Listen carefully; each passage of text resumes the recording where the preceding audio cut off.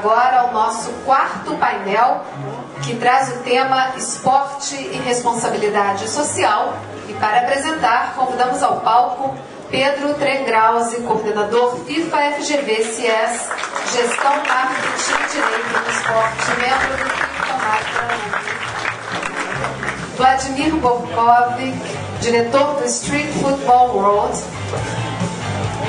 E Dan Cade, gerente de projetos Responsiball e membro do FIFA Master Alumni. Passo a palavra primeiro, então, para o Pedro.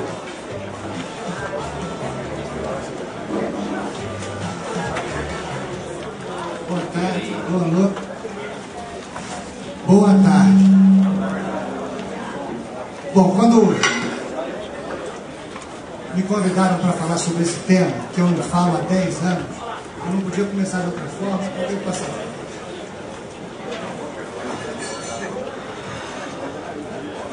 Há 10 anos atrás eu me formava no FIFA Master. A minha turma completa 10 anos de formados. Esse ano no mestrado. Parece que eu estou bem, né? Estou bem. Agora, o tema da minha dissertação de mestrado foi justamente a responsabilidade social das organizações esportivas.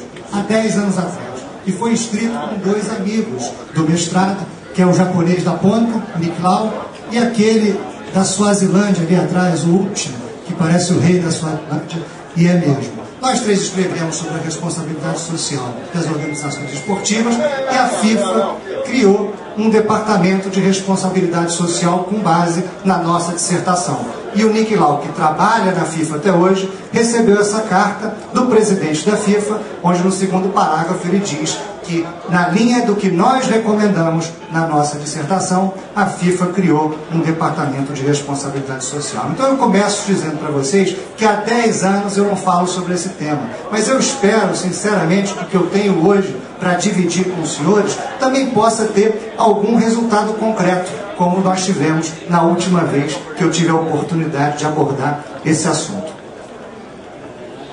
Essa história de responsabilidade social é realmente algo que não é muito claro. Durante a maioria do século XX, a maior parte do tempo do século XX, o conceito era esse, do Milton Friedman. A responsabilidade do negócio é o negócio, é dar lucro. Porque dando lucro você gera emprego e contribui com a sociedade. Agora, será que isso realmente é o conceito de responsabilidade social que a sociedade moderna aceita? Será que é isso que a gente pensa? Porque durante o século XX, nos Estados Unidos, até 1970, esse era o conceito dominante. A gente tem que trabalhar, tem que ganhar dinheiro, tem que dar lucro. E até que ponto isso foi bom para a sociedade? Bom, isso nos levou para esse mundo que nós temos hoje aqui. If the world consisted of 100 people, 57 would be Asian, 21 would be European, 6 would be North American, 8 would be South American, and 8 would be African. 1 would be near birth, and 1 near death. 20 people would own 90% of the world's wealth, and while more money is spent on cosmetics than on public aid, 15 people would be starving. And because 10 times more money is spent on weapons than on basic education, 16 people wouldn't be able to read. 20 people would have 1 or more TVs at home, 17 wouldn't even have a home. These 20 people are the first generation that have the means to end poverty with only 0.2% of their wealth. And since you're at home right now watching TV, you might be one of them.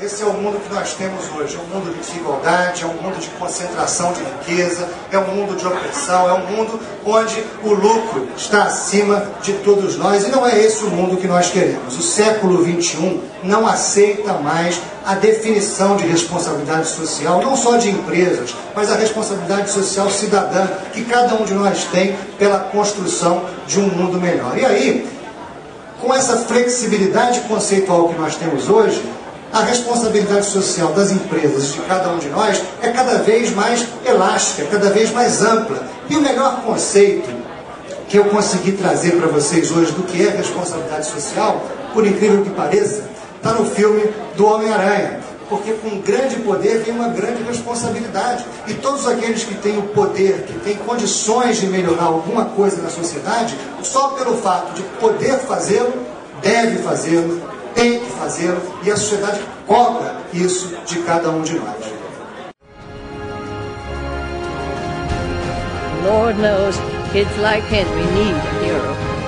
I believe there's a hero in all of us that keeps us honest, gives us strength, makes us noble, and finally allows us to die with pride, even though sometimes we have to be steady and give up the thing we want the most. Pete, look, you're changing. I know I went through exactly the same thing at your age. No, not exactly. Peter, these are the years when a man changes into the man he's going to become the rest of his life. Just be careful who you change into. Remember, with great power comes great responsibility. This is my gift. My curse. Who am I? I'm Spider-Man.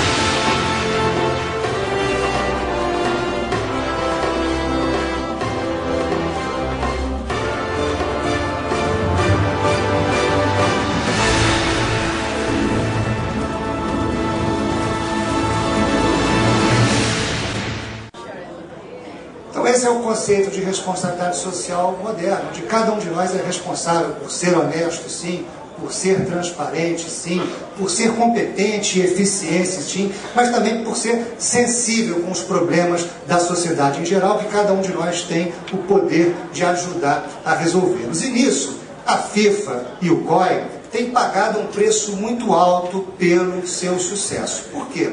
Porque a Copa do Mundo e os Jogos Olímpicos são grandes festas, mas por maior que sejam, são pequenas, perto da economia do Brasil, por exemplo, perto dos problemas e desafios do Brasil, por exemplo, e nem por isso deixaram de ser cobrados por uma série de questões que, teoricamente, nada tem a ver com eles. O que a FIFA tem a ver com a situação da educação brasileira? O que a FIFA e o COI tem a ver com o transporte público no Brasil? Mas foram todos cobrados por isso. Aliás, foram cobrados por quê? Porque desde Barcelona que se criou uma ilusão de que os Jogos Olímpicos, de que esses grandes eventos esportivos conseguem transformar, conseguem mudar uma cidade, mudar um país. Isso é uma ilusão. Aliás, nós falamos muito de legado da Copa e eu queria perguntar para os senhores: nós podemos considerar como legado da Copa os investimentos que nós fizemos na nossa própria infraestrutura, com o nosso próprio dinheiro? É razoável acreditar a FIFA o impacto, o legado de investimentos que nós fizemos com o dinheiro que já tínhamos disponível aqui no Brasil? Investimento em aeroportos, em portos, em mobilidade urbana, em segurança pública, em telefonia, feitos com dinheiro do povo brasileiro. O que isso tem a ver com a FIFA? Aliás, alguns dizem que a Copa do Mundo acelerou esses investimentos. Aí eu pergunto, não é uma ofensa à nossa inteligência e à nossa cidadania acreditar a FIFA investimentos que nós já precisávamos, já deveríamos e já poderíamos ter feito no país? Ou alguém estava satisfeito com os aeroportos que nós tínhamos? Um parque aeroportuário cujos fingers somados dava um número menor do que o aeroporto de Atlanta. Ou seja, um único aeroporto americano tem mais fingers do que todos os aeroportos brasileiros juntos. Por quê? Porque o nosso parque aeroviário é dos anos 70. E a nossa demanda por transporte aéreo, depois do crescimento econômico que o Brasil experimentou nos últimos 20 anos, decuplicou. Precisava de Copa do Mundo para investir nisso? Ora, dizer que a gente precisa arrumar a casa porque vem visita, sinceramente, eu moro aqui, eu quero a casa arrumada, isso não é impacto da Copa, não pode ser considerado impacto da Copa, e a gente precisa evoluir no conceito da relação entre o governo, entre o Estado e esses eventos esportivos, porque, do contrário, o governo promete muito e entrega pouco, e ele não é obrigado a prometer tudo isso simplesmente porque vamos organizar uma grande festa que no mínimo tem que nos deixar boas lembranças, mas que não tem a obrigação, a responsabilidade, o poder de transformar os nossos aeroportos, as nossas estradas, o nosso metrô, que, aliás, eu faço um parênteses. Isso não é um problema do governo Dilma, do governo Lula, do governo Fernando Henrique, do governo César Maia, do governo Eduardo Paes, porque eu vou lembrar aos senhores da Eco 92, quando eu ouvi que iam despoluir a Baía de Guanabara. Lembro dos senhores dos Jogos Pan-Americanos, quando eu ouvi que o metrô ia chegar a Guanabara. Lembro que as promessas são feitas novamente. O metrô até hoje não chegou até a Barra e a Baía de Guanabara ainda não está limpa. Então, isso não é um problema do governo A, governo B, governo C. Isso é um problema do Brasil, cujas instituições criam controles exagerados que impedem as atividades fins de se realizar. Ou algum dos senhores tem dúvida que o Brasil está emperrado completamente. Aliás, a usina hidrelétrica de Belo Monte, que é muito mais importante para o país, para a matriz energética brasileira, não está pronta, está atrasada e nós preocupados com estádios. Aliás, nos estádios, nós temos em Brasília um bom exemplo de estádio que ficou pronto antes do prazo. Brasília não estava incluída na Copa das Confederações e só conseguiu receber a competição porque o estádio foi entregue antes do prazo. Ou seja, também precisamos aplaudir quando a obra pública se dá de forma eficiente, entregando antes do prazo um estádio como o de Brasília. Que diga-se de passagem, eu abro aqui um parênteses, muita gente fala dos elefantes brancos. O único elefante branco que diziam que seria Brasília, que ficou pronto há um ano, ou seja, temos um ano de operação do Estádio de Brasília para avaliar, é um grande sucesso. Enquanto o Maracanã, que tem 4 grandes clubes jogando aqui no Rio de Janeiro, teve um prejuízo nesse ano, no seu balanço divulgado, de 40 milhões de reais, o Estádio de Brasília tem os recordes de público e renda do futebol brasileiro, recebeu em um ano mais do que o dobro de pessoas que o estádio anterior recebeu em 36 anos, e teve mais de 50 eventos com casa cheia. Que elefante branco é esse? Pelo contrário, é um exemplo de que, com um bom conteúdo, há demanda para esse tipo de entretenimento no Brasil inteiro. Então, esse parênteses feito, eu queria só ressaltar para vocês o seguinte: o tripé de sustentação desses grandes eventos esportivos é esse aí. É o governo que investe muito. Eu diria que o único investimento que se pode relacionar à Copa do Mundo é o investimento feito nos estádios, que chegou a 9 bilhões de reais. 9 bilhões de reais em pelo menos 3 anos, ou seja, 3 bilhões de reais por ano. Para dar aos senhores uma perspectiva do que isso representa na economia do Brasil, o PIB do Brasil é de 4 trilhões 500 bilhões de reais por ano. Então, 3 bilhões de reais significa a mesma coisa que a pessoa que ganha 4.500 reais gastar 3 reais numa festa. Isso faz diferença? E aí falam da educação, da saúde. Se nós colocássemos 3 bilhões a mais no orçamento da saúde, ou da educação, ou no orçamento público brasileiro, que é de 2 trilhões, faria alguma diferença? Uma coisa não tem nada a ver com a outra. Mas o governo, então, é o principal patrocinador da Copa do Mundo, porque com 8 bilhões, 9 bilhões, preparou esses estádios. As televisões começaram a relação com esses eventos em 1970, com o primeiro jogo transmitido ao vivo e a cores na Copa do Mundo. Não pagaram direitos de transmissão naquela época.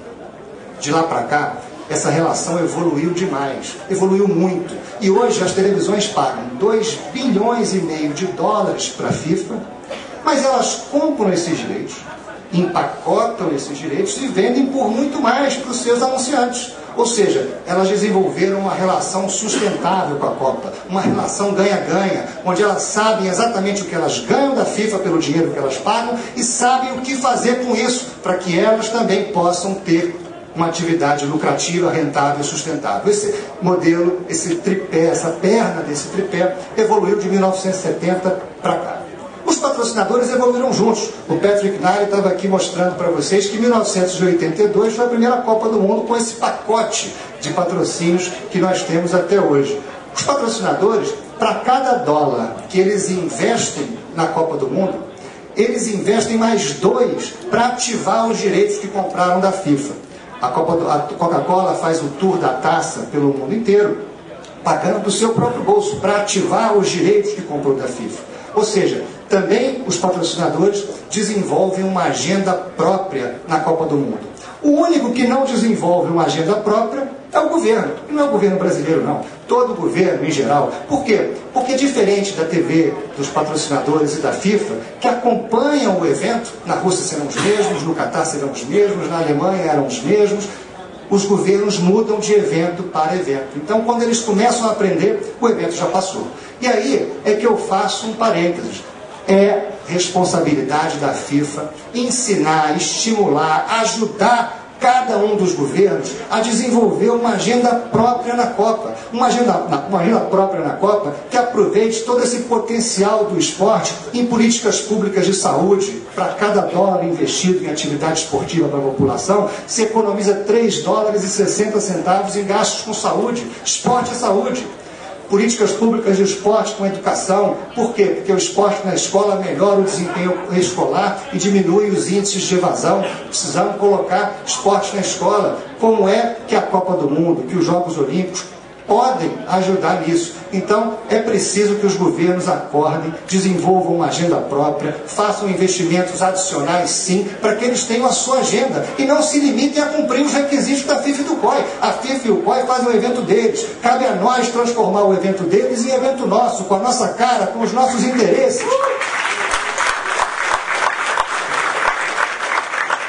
E o esporte, já há algum tempo, tem sido reconhecido como um instrumento importante para políticas públicas e precisa, então, dessa visão por parte dos governos.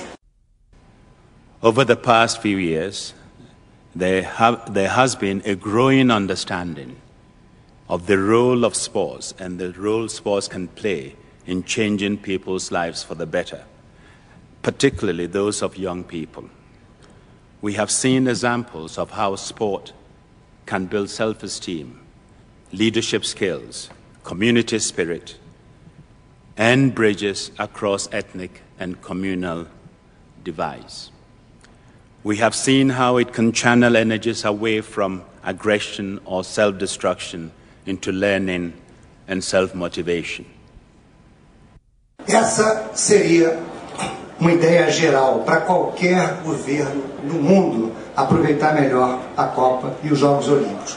Mas no Brasil, além dessa ideia geral, nós temos 2 pontos, que é o que eu gostaria de dividir com os senhores. Aliás, eu venho dividindo esses 2 pontos há 4 anos com todo mundo. Eu publiquei artigo na Folha de São Paulo mais de uma vez, artigo no Globo mais de uma vez, uma entrevista para centroavante da coluna do Anselmo Góes, que está sentado ali atrás, a Ana, falando exatamente sobre esses 2 pontos.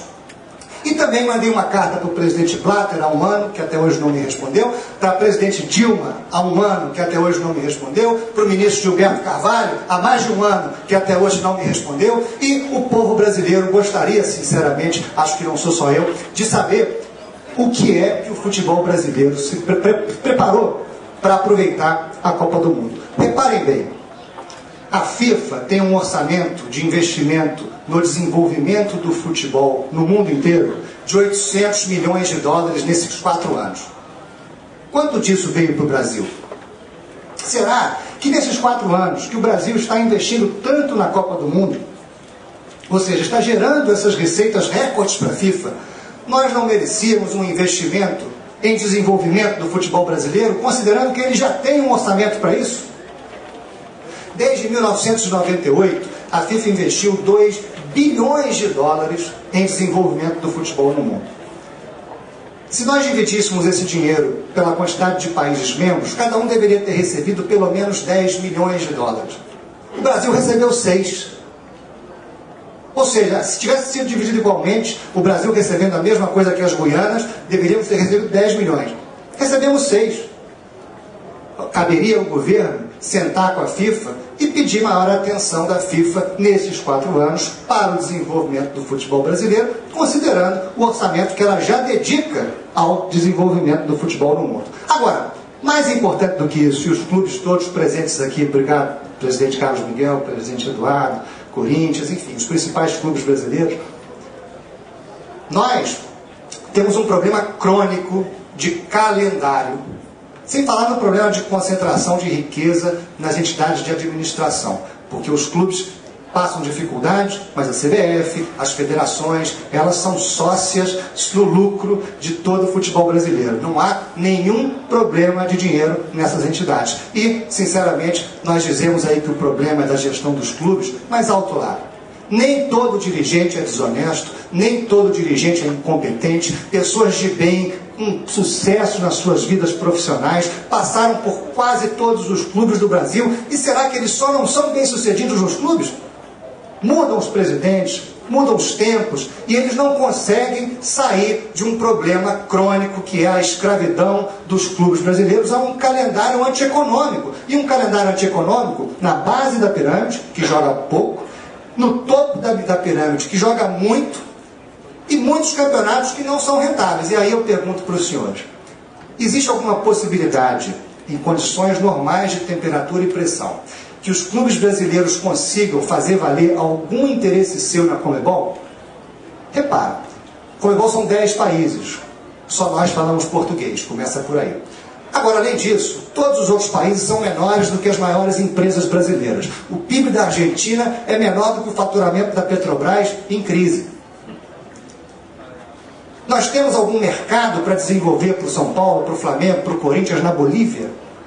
Jogando acima de 3.000 metros de altitude, colocando em risco a vida dos nossos jogadores, viajando de avião por uma cidade que fica a 600 quilômetros de distância de onde o clube vai jogar, num estádio que não passaria em nenhuma vistoria de autoridade brasileira, vigilância sanitária, corpo de bombeiros, defesa civil e polícia militar, porque são estádios que mais parecem campos de concentração do que estádios de futebol, com arame farpado, dividindo o gramado, que eu não posso chamar de gramado, aquele campo esburacado da arquibancada. Ou seja, os clubes brasileiros se nivelam por baixo na Conmebol. E nós não temos condições de mudar isso na Conmebol, porque somos um voto contra 9. O interesse deles é sugar o máximo do Brasil, porque nós pagamos a conta, porque a Rede Globo ajuda, porque a Fox quer transmitir para cá.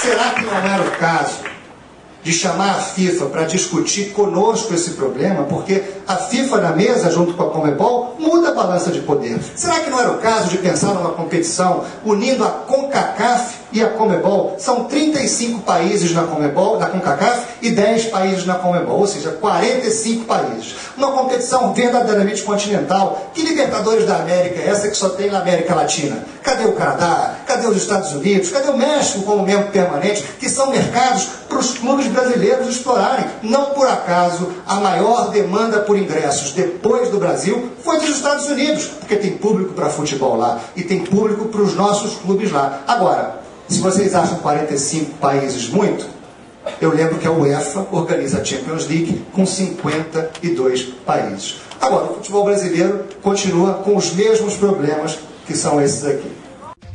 Estamos de volta e hoje o Sport TV News Edição Manhã começa uma série de 3 reportagens sobre o futebol brasileiro. Essa mina de ouro que pode ser mais bem explorada. Como melhorar o faturamento, estruturas e até o calendário de times grandes e pequenos do país. E é isso que especialistas e dirigentes respondem.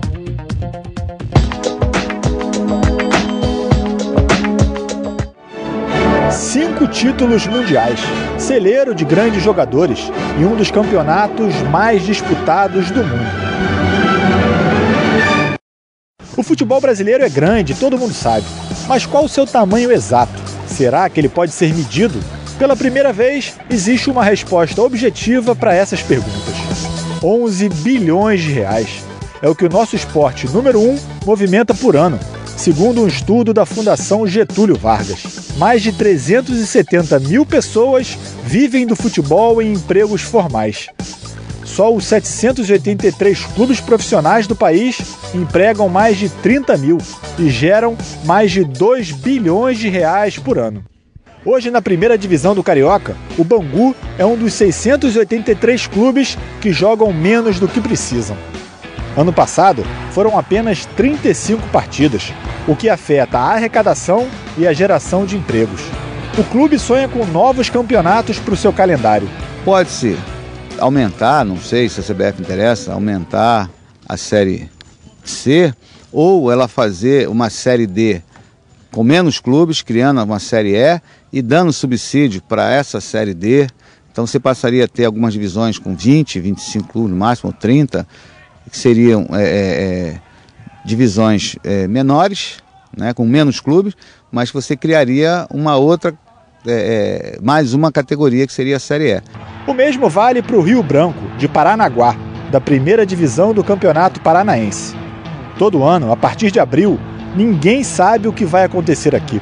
Vamos procurar organizar para que a gente possa fazer calendário esse ano ainda, que seria uma Série D. Se a gente não tiver, infelizmente, a gente tem que desmanchar, porque não tem como manter a folha salarial da equipe. Pela nossa estimativa, o Brasil deixa de gerar quase 600 milhões de reais por ano com essa atrofia na base da pirâmide. São mais de 25 mil empregos que poderiam ser gerados se esses 683 clubes tivessem uma temporada média de 9 meses por ano, ao invés da temporada média de 4 meses e meio por ano. O topo da pirâmide, ou seja, os principais clubes do Brasil, vivem o problema inverso. O calendário apertado praticamente acabou com a possibilidade de excursões ao exterior, muito comuns até o início da década de 90. Jogar lá fora significa dividendos financeiros e de imagem. Quem não é visto, não é lembrado. Enquanto clubes estrangeiros vendem suas marcas no Brasil, os clubes brasileiros não conseguem vender as suas marcas lá fora. Hoje é a globalização de mão única. Hoje você tem muita dificuldade de realizar uma pré-temporada, que é uma demanda que existe e é interessante para os grandes clubes, até porque isso propicia a abertura de novos mercados e normalmente você está premido pelo início da temporada e dificilmente você consegue um ajuste nesse sentido. De acordo com o estudo da FGV, o equilíbrio do calendário seria fundamental para elevar o produto interno do nosso futebol, dos 11 bilhões atuais para 62 bilhões de reais. Assim, ele poderia concorrer com os principais mercados internacionais, mas com um diferencial importante: a tradição das vitórias, que ainda não tem preço. Bom, o futebol brasileiro, obviamente, devia ter merecido mais atenção durante a Copa do Mundo. Agora, mais atenção do que isso, deveria ter recebido essa ideia de que a melhor Copa do mundo deveria ser para todo mundo. E o Brasil tem tradição nisso. Esses eventos de exibição pública que a FIFA aprendeu a fazer em 2006 já são tradição no Brasil. Muita tradição, desde 1978.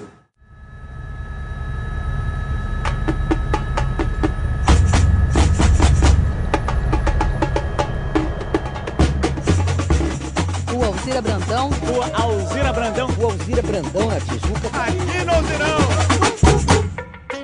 Tudo começou em 1978, num prédio aqui no 10º andar, onde a gente estava vendo o primeiro jogo da Copa.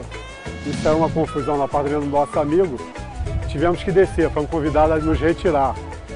E aí aqui embaixo na rua, ficamos sem ver o segundo tempo. E aí eu tive uma ideia, vou pegar minha televisão em casa, de 14 polegadas, e vou trazer para a rua. E aí começou a festa, né? Segundo, terceiro jogo começou a juntar gente, até que no final da Copa teve 300 pessoas mais ou menos. Aí veio 1982, que aí a gente já fez o concurso de ruas, as ruas mais bonitas, mais enfeitadas, né? E até que em 1990 a mídia também nos acompanhou aqui. São mais de 5 mil tiros de morteiros para comemorar a classificação para as oitavas de final. A partir de 1994, se transformou num mega evento, que já estava vindo aqui mais de 20 mil pessoas. Começamos com um desbravamento enorme, sem o menor problema. Essa batucada embalou os torcedores até de madrugada.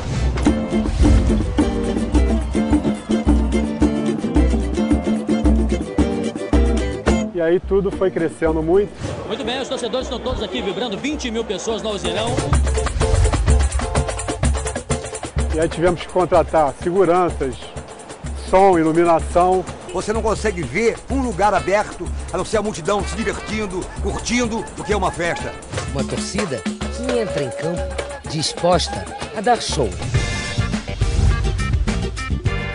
E 2010 foi a maior festa que o Alzirão já teve aqui, com quase 40 mil pessoas. Quem sobe o toque de cabeça! Gol! Nada é mais bonito do que ver essa imensa torcida enlouquecer pelo Brasil. 1978, uma televisão de 14 polegadas. 2010, um palco e um telão gigantesco aqui no meio da rua. Essa é a diferença do Alzirão agora. Uma super produção. O Hexa vai ser nosso! Brasil! Brasil!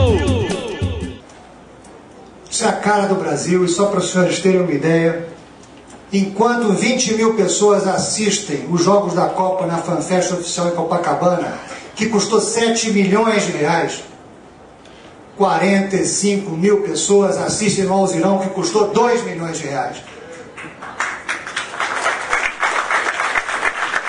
O Guilherme Vazelli está aí ainda, que é o organizador do Alzirão. Ele estava aqui com a gente o período da manhã toda. Mas enfim, cadê o Guilherme? Levanta aí, Guilherme, uma salva de palmas para você. Obrigado. Obrigado.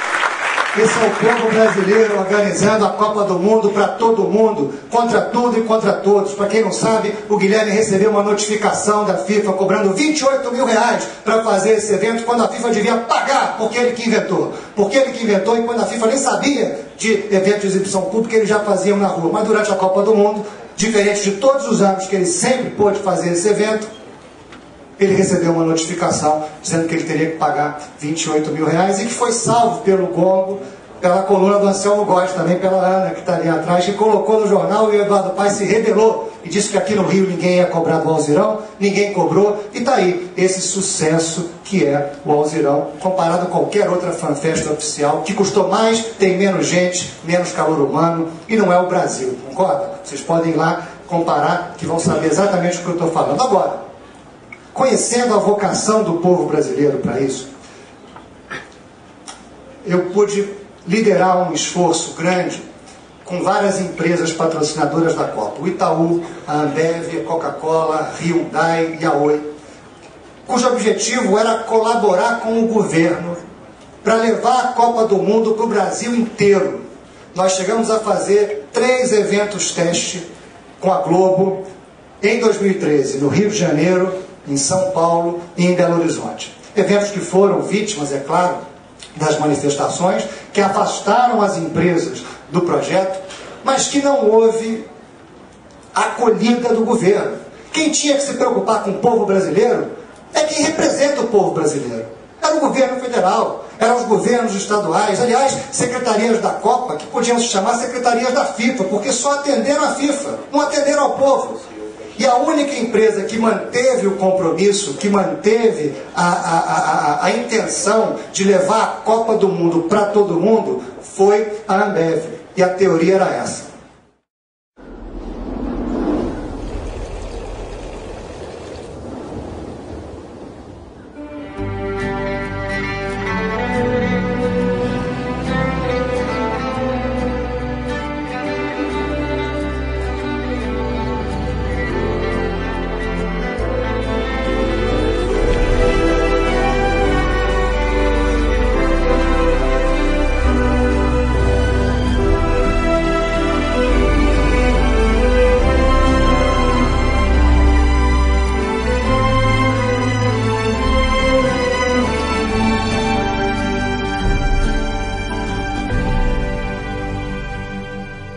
Beba com moderação. Na Ambev, tudo é grande. Aliás, o sonho é grande, né, Rafael? Mas por maior que seja, ainda é pequeno perto do Brasil, do tamanho do Brasil, da necessidade do Brasil. E, infelizmente, o governo, as outras empresas, não apoiaram, não embarcaram, não compraram essa ideia que, inclusive, o presidente da Ambev levou pessoalmente, em 2013, a presidente Dilma, numa reunião no Palácio do Planalto, em que estavam presentes o João Roberto Marinho da Globo e o Setúbal do Itaú. Ou seja, tiveram tempo para perceber, para planejar, para investir. Será que não era o caso de investir mais 1 bilhão para quem investiu 9 bilhões de reais para que 3 milhões de pessoas assistissem aos jogos nos estádios? Será que não se poderia investir mais 1 bilhão para fazer 500 eventos de exibição pública no Brasil inteiro? Será que não era esse o caso de ativar o direito, a oportunidade de receber a Copa do Mundo no Brasil, levando a Copa do Mundo para todo mundo? Como é que o povo brasileiro que paga a conta dessa Copa, assiste da mesma forma que assistiu a Copa do Mundo no Japão. Isso é justo? Isso é razoável? A Ambev, então, passou para a realidade e está aí uma das cidades recebendo a festa.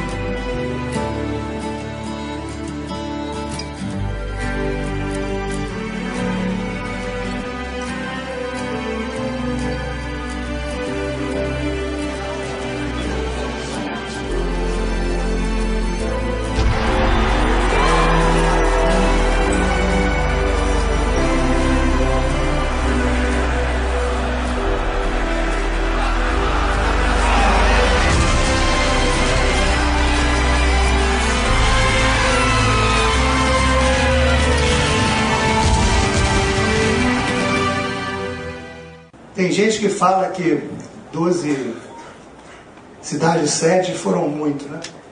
Foi muito pouco. O Brasil tinha que ter tido 5.500 cidades-sede.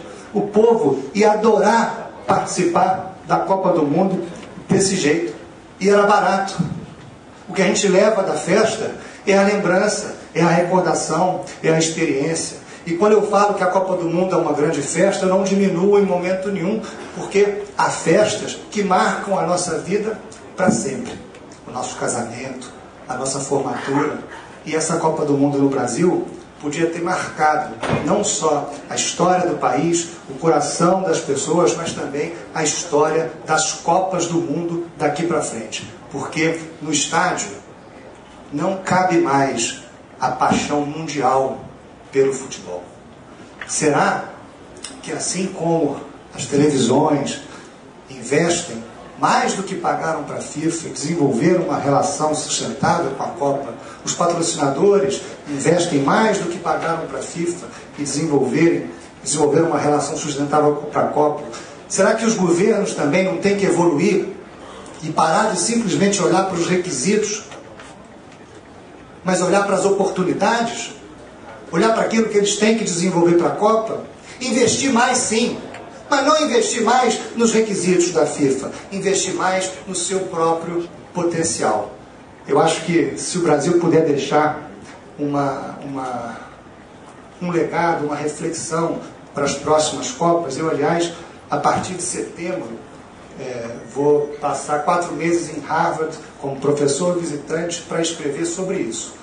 E espero que a Unesco distribua para todos os países, porque se há uma reflexão que precisa ser feita, é o papel do Estado nos grandes eventos esportivos. Eles têm que investir mais, têm que investir melhor e têm que transformar esses eventos em instrumentos para desenvolver os seus próprios interesses, a sua própria agenda.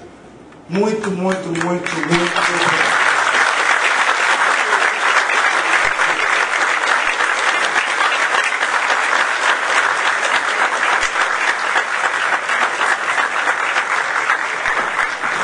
Obrigada, Pedro, por essa apresentação. Passamos agora à apresentação de Vladimir Borkovic, diretor do Street Football World.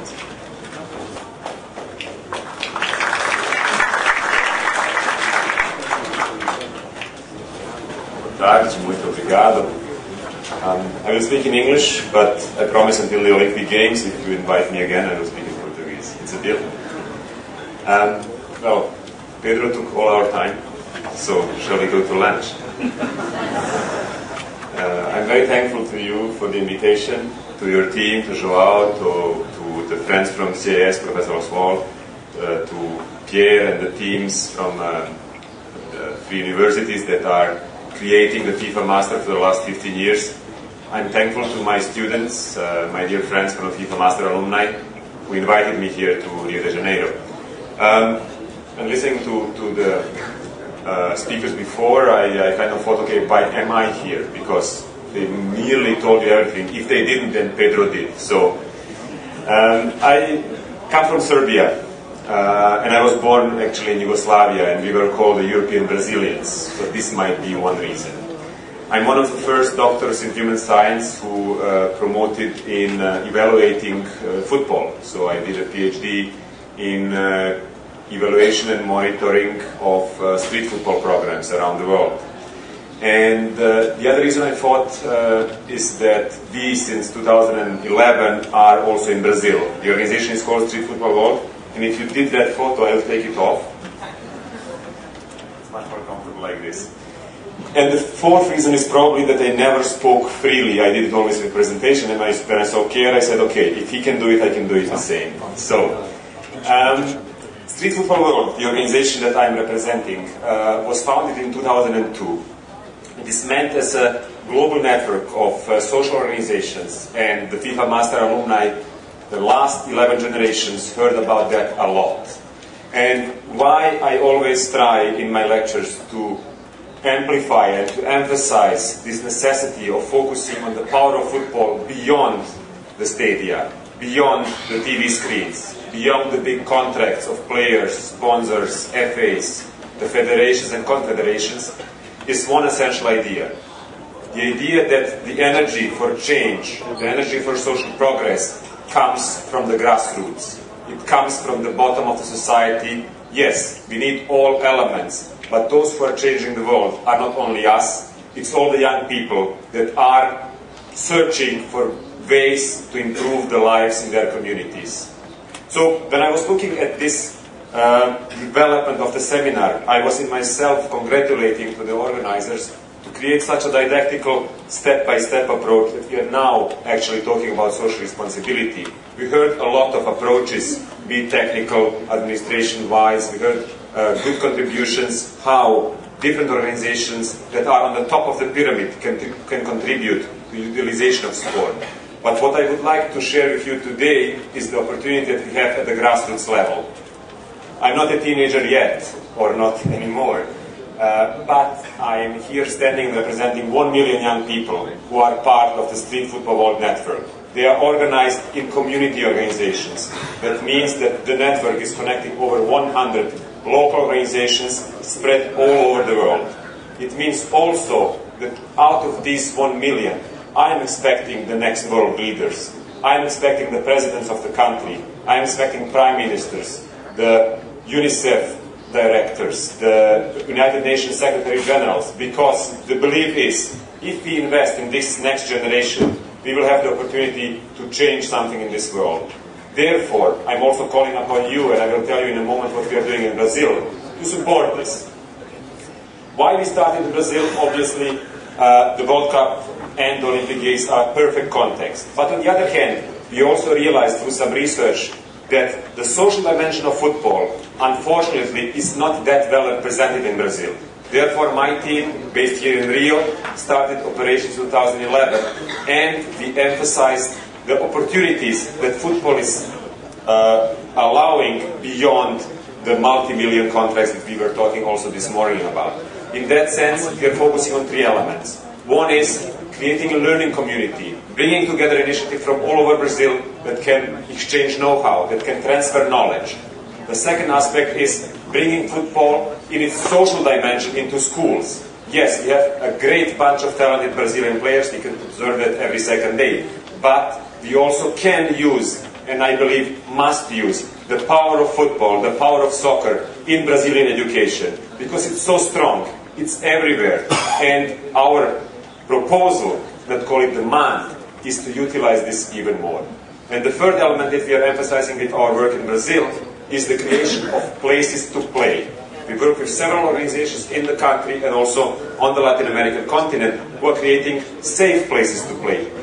Places where you can play football or other sport in a safe environment with your peers. In that sense, in this curriculum, we are believing that with an approach that involves sport and football in the many layers of society, we can advance even more.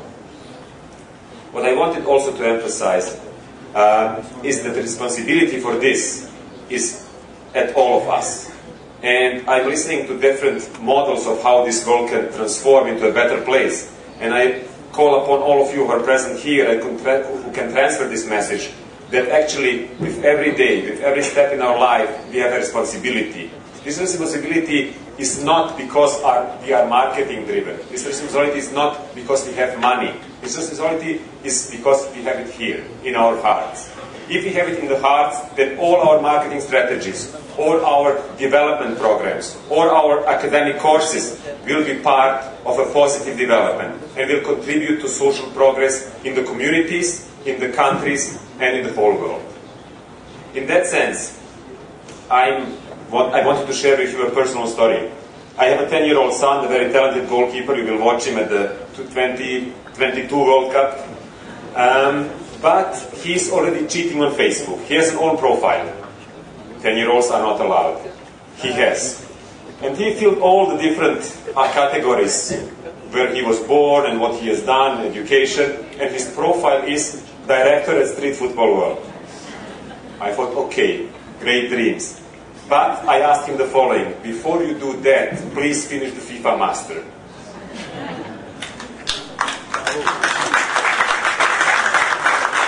In that sense, I don't want to keep you hungry too long. I just want to call up all of you to contribute to social development through sport, to utilize sport, to take this seed out of the World Cup, out of the Olympic Games, out of the professional leagues. We're presidents of the clubs.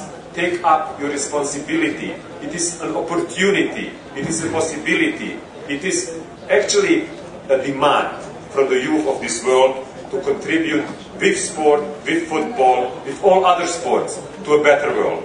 So in that sense, and in order to finish, I have a present for you.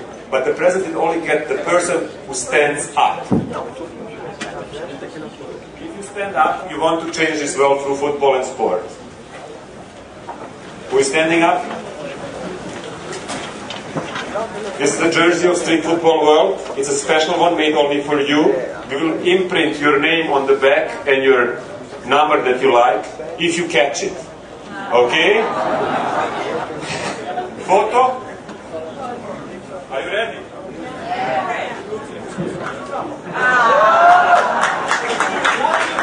She was very ready.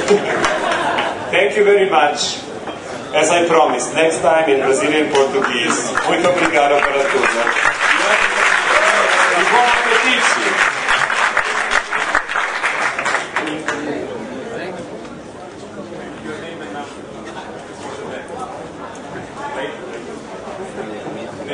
Obrigada, Vladimir Vukovic, pela apresentação. E agora vamos à apresentação de Dan Kate.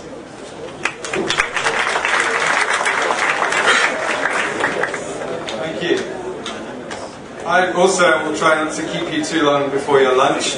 Just thank you very much to Pedro Trengras, João Figueiro, FGC and FIFA MA as well for having this presentation and also for inviting me here to speak. It's been a great experience so far. I'm sorry to disappoint you, I don't have a Spider-Man video clip to show you. I wish I did. But I'll instead give you a very short presentation just to outline a little bit about what I do and what we're doing at the moment, working for my company Shrewsbury Consulting in the area of sport and CSR. First of all, sport and CSR by our definition is it's a form of quality management, it's a form of conscious management, it's a way of improving the way you put on, especially when we're talking about events, in a socially responsible way, a considered way to make sure that the impact that you have on society, on the environment and on the economic sphere is a positive one. There is no such thing as a sustainable event. It has to be said, every event has negative impacts, but our job, our aim, our objective in everything we do is to make sure that these negative impacts come towards being more positive, and that we're also thinking with our clients about making their impacts more positive. Two important reports to share with you. Just to say, I've not been involved at all with FIFA in this process, but we were involved with UEFA in the 2012 Euro. And this is a report that we produced on behalf of UEFA, who believe in externally evaluating their work. This is the social responsibility report for UEFA Euro 2012. And in it we went through a process with UEFA of speaking with all interested stakeholders in both the host countries, but also other stakeholders that are involved in putting on a Euro tournament, and looked at all the most important aspects, the most material aspects. This is a fundamental concept of GRI, the Global Reporting Initiative, which is the framework by which we use to make this report, and also by which many other institutions in different industries use to benchmark against themselves year on year, but also against companies in other sectors and in other industries. So some of the points we were able to benchmark from that tournament were things like total number of 768 wheelchair user seats provided and used. UEFA subsidised host cities, providing 1.7 million to guarantee free public transport. More than 3 million free journeys on public transport during the tournament for spectators, and about 1 million free journeys for staff and volunteers. So we looked across many areas, the main areas that are of importance to a tournament like this, such as infrastructure, access, transport, energy, water and waste, fan experience, and we were able to benchmark these, especially with the 2016 tournament in mind for France, and provide recommendations on how to improve them going forward. Okay, so that's one of the reports, and I think an important aspect of this is that with this, I think UEFA and other major event organisers do have a responsibility, because they have the experience in putting on these reports, in passing over this information, in sharing the knowledge with the host cities and with the host countries, to ensure that the infrastructure that's laid on, the transport, the waste, everything, this knowledge is transferred from tournament to tournament.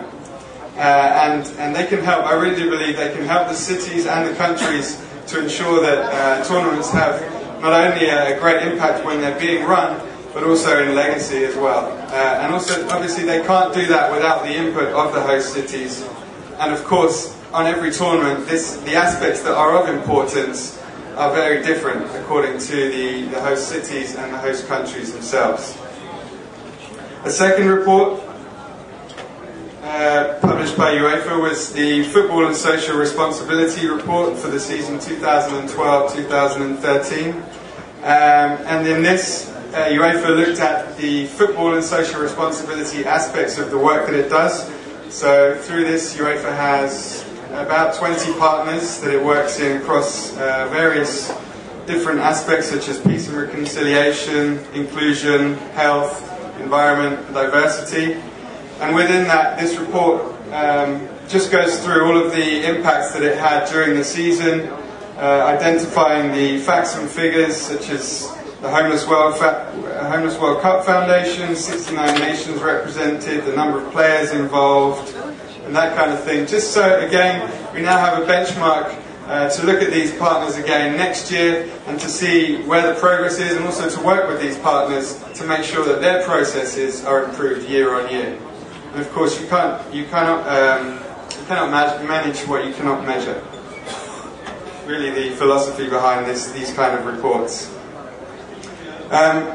In that report, of course, not included is aspects such as financial fair play, which UEFA has introduced the last couple of years, anti-doping, and various other areas of the core area of work that UEFA works in, which you would consider as social responsibility.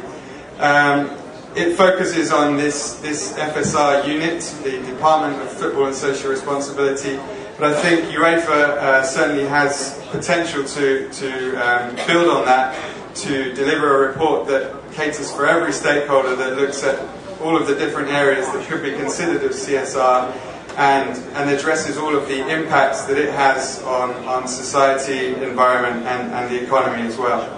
So I think these reports represent a start in this journey for UEFA, and also because of who UEFA are, a confederation member of FIFA, they do represent a start for the rest of the football family as well. And I do hope that with these reports, which actually, by the way, I'm not going to take home with me, so they go to the highest bidder, it's a start in the right direction. In addition to that, and trying to build on that, as a consultancy, we're doing a pro bono project called Responsible. It's a platform that is just for the football clubs. So far, we have some leaders, let's call them leaders, among the football clubs which are working in social responsibility.